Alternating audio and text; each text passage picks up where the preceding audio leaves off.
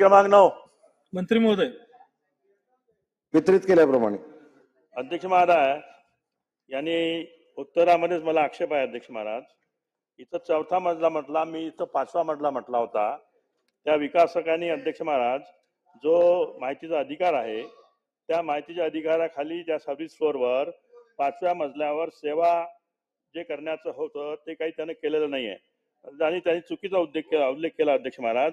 आणि यामध्ये मी माननीय मंत्री महोदयाला सांगू इच्छितो की जे काही मी या संबंधामध्ये माहिती घेतली त्या माहितीमध्ये त्या तिथल्या महानगरपालिकेच्या कार्यकारी अभियंत्यांनी जे उत्तर पाठवलं त्या उत्तरामध्ये त्यांनी सगळं कबूल केलेलं आहे.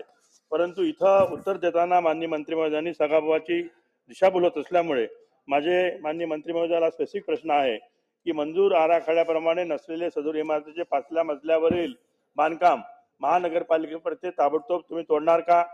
विकासकाने मंजूर आराखड्याची पायमल्ली केली, सदर सेवा मजल्यावर 5व्या मजल्यावर सदनिका बनवून विक्री केली व करोडो रुपये गैरमार्गाने कमवले. सदर विकासक दोषी असलेल्या महानगरपालिकेच्या अधिकारी कर्मचाऱ्यावर MRTP कायद्यानुसार कारवाई करणार काय? आणि तिसरा प्रश्न, या विकासाच्या सर्व प्रोजेक्टची अनियमितता व गैरप्रकाराची SIT किंवा CID मार्फत चौकशी करणार काय?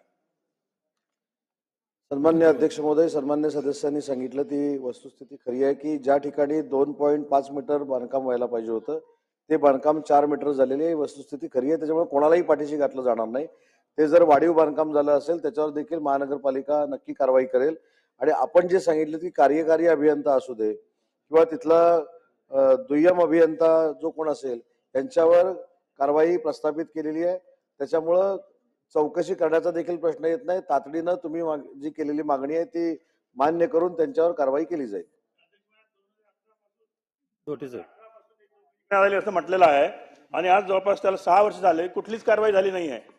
मला स्पेसिफिक विचारायचं आहे की तुम्ही किती दिवसात कारवाई करणार आणि हे अवैध जे बांधकाम केले तोडणार का? सन्मान्य अध्यक्ष महोदय, मी स्पष्टपणाने सांगितलं की याच्यामध्ये वस्तुस्थिती खरी आहे. याच्या संदर्भामधले निर्देश महानगरपालिकेला दिले जातील आणि या अधिकाऱ्यांवर ऑलरेडी कारवाई सुरू झालेली आहे. लक्षवेधी क्रमांक 10